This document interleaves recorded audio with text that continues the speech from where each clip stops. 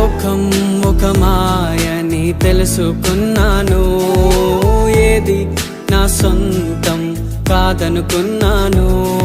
ఈ లోకం ఒక మాయని తెలుసుకున్నాను, ఏది నా సొంతం కాదనుకున్నాను. తప్పిపోయిన కుమారుని నేనైతే, నా కొరకై నిరీక్షించే తండ్రి నా యేసు. తప్పిపోయిన కుమారుని నేనైతే, నా కొరకై నిరీక్షించే తండ్రి